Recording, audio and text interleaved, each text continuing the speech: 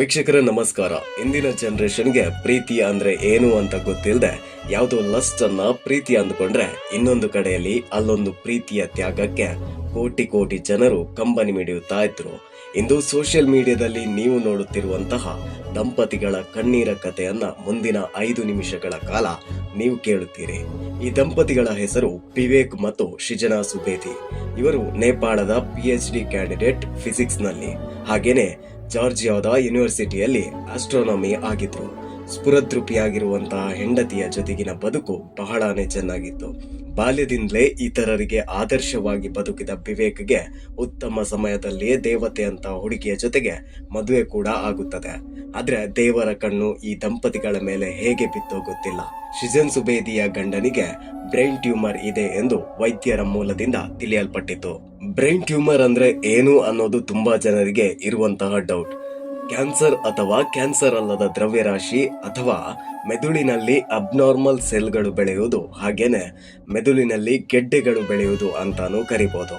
ಇಲ್ಲ, ಬಾಡಿಯಲ್ಲಿರುವಂತಹ ಕ್ಯಾನ್ಸರ್ ಮೆದುಳಿಗೆ ಹರಡುವುದು ಕೂಡ ಬ್ರೈನ್ ಟ್ಯೂಮರ್ ಅಂತ ಕರಿಬಹುದು. ಬಾಡಿಯಲ್ಲಿ ವೀಕ್ನೆಸ್, ಯಾವುದೇ ವರ್ಡ್ಗಳನ್ನ ಸ್ಪಷ್ಟವಾಗಿ ಉಚ್ಚರಿಸಲು ಆಗದೇ ಇರುವುದು ಅಥವಾ ಅಸ್ಪಷ್ಟವಾದ ದೃಷ್ಟಿ, ವಿಚಿತ್ರವಾದ ತಲೆನೋವು ಇದರ ಲಕ್ಷಣ ಆಗಿರುತ್ತದೆ. ಸೃಜನಾ ಸುಬೇದಿ ಪತಿ ಇದನ್ನ ಹೇಗೆ ಇಷ್ಟು ದಿನ ತಡೆದುಕೊಂಡ್ರೂ ಗೊತ್ತಿಲ್ಲ.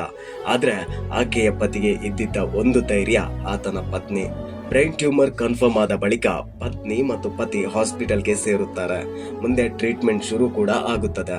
ಈ ಸೃಜನಾ ಸುಬೇದಿ ತನ್ನ ಪತಿ ಖಂಡಿತ ಗುಣಮುಖ ಆಗಿಯೇ ಆಗುತ್ತಾರೆ ಅನ್ನುವಂತಹ ಭರವಸೆಯೊಂದಿಗೆ ಅದಕ್ಕೆ ಆಕೆಯ ಇನ್ಸ್ಟಾಗ್ರಾಮ್ ಐಡಿಯಲ್ಲಿ ತನ್ನ ಪತಿಯ ಬ್ರೈನ್ ಟ್ಯೂಮರ್ ಟ್ರೀಟ್ಮೆಂಟ್ ಮತ್ತು ಆತ ಹೇಗೆ ಚೇತರಿಸಿಕೊಳ್ಳುತ್ತಿದ್ದಾರೆ ಅನ್ನೋದನ್ನ ರೀಲ್ಸ್ ಮಾಡಿ ಹಾಕುವುದಕ್ಕೆ ಶುರು ಮಾಡುತ್ತಾರೆ. ಟ್ರೀಟ್ಮೆಂಟ್ ಜೊತೆಗೆ ಪತ್ನಿಯ ಪ್ರೀತಿ ಜೊತೆಗೆ ವಿವೇಕ್ ಚೇತರಿಸಿಕೊಂಡಿದ್ರು ಅನ್ನುವುದು ನಿಜವೇ ಆಗಿದ್ರು ಕೂಡ ವಿವೇಕ್ ಮತ್ತೆ ಹಾಸಿಗೆ ಹಿಡಿಯೋದಿಕ್ಕೆ ದಿನಗಳು ಬೇಕಾಗಿರಲಿಲ್ಲ.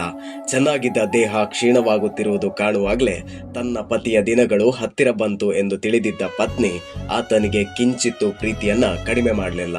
ಇನ್ನು ಈ ಸೋಷಿಯಲ್ ಮೀಡಿಯಾಗಳಲ್ಲಿ ಹಾಕುತ್ತಿದ್ದಂತಹ ರೀಲ್ಸ್ ಗಳಿಗೆ ಜನಗಳ ಬ್ಲೆಸ್ಸಿಂಗ್ಸ್ ನೋಡಿ ವಿವೇಕ್ಗೂ ಆತ್ಮಸ್ಥೈರ್ಯ ಬಂದರೂ ಕೂಡ ಬ್ರೈನ್ ಟ್ಯೂಮರ್ ಸಂಪೂರ್ಣ ಯುದ್ಧವನ್ನ ಗೆಲ್ಲುವಂತೆ ಇಡೀ ಬಾಡಿಯನ್ನ ಪ್ರಿಪೇರ್ ಮಾಡಿತ್ತು.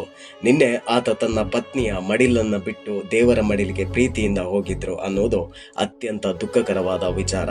ಅಂದ್ರೆ ಆತನ ಮರಣ ಕೂಡ ನಿನ್ನೆ ಸಂಭವಿಸಿತ್ತು. ಮಿತ್ರರೇ, ಸೃಜನಾ ಸುಬೇದಿ ಮತ್ತು ವಿವೇಕ್ ಪಂಗಾಣಿ ಕಥೆಯಿಂದ ಏನು ತಿಳಿಯಿತು?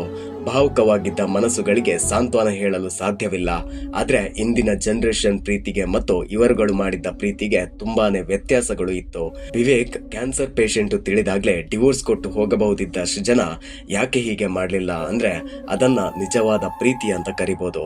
ಇದು ಅಷ್ಟೊಂದು ಸ್ಫೂರ್ತಿದಾಯಕ ಕಥೆಯೇ ಎಂದು ನೀವುಗಳು ಕೇಳುವುದೇ ಆಗಿದ್ರೆ ನನ್ನ ಪ್ರಕಾರ ಹೌದು.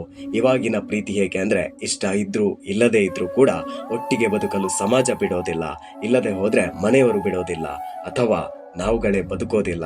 ಸಮಸ್ಯೆಗಳು ಬಂದಾಗ ಸಂಬಂಧದಿಂದ ಹಿಡಿದು ರಕ್ತ ಸಂಬಂಧಗಳು ದೂರವಾಗುವ ಇಂದಿನ ದಿನಗಳಲ್ಲಿ ತನ್ನ ಪತಿಗಾಗಿ ಸರ್ವಸ್ವವನ್ನ ಮುಡುಪಾಗಿಟ್ಟ ಆ ತಾಯಿಗೆ ನನ್ನ ಮತ್ತು ನನ್ನ ಬೆಂಬಲಿಗರ ಕಡೆಯಿಂದ ಭಕ್ತಿಪೂರ್ಣ ನಮನಗಳನ್ನ ಸಲ್ಲಿಸುತ್ತೇನೆ. ಎಜುಕೇಶನ್ ನಿಂದ ಹಿಡಿದು ಸೌಂದರ್ಯದವರೆಗೆ ಕಿಂಚಿತ್ತು ಕಮ್ಮಿ ಇರದ ತಾಯಿಯ ಆಯ್ಕೆ ಕೇವಲ ತನ್ನ ಪತಿ ಮಾತ್ರ ಎಂದಾಗ ವಾಹ್, ಇವತ್ತು ಹೆಣ್ಣು ಕುಲಕ್ಕೆ ಅದೇನೋ ಒಂದು ಹಿರಿಮೆ ಕೊಟ್ಟಲು ಅನ್ನುವಂತಹ ಭಾವ ಮೈತುಂಬ ಹರಿದಾಡಿತ್ತು.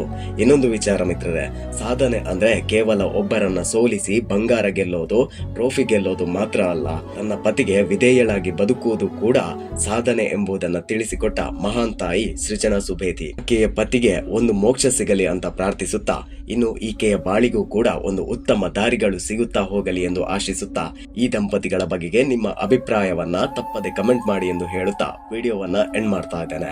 ಧನ್ಯವಾದಗಳು.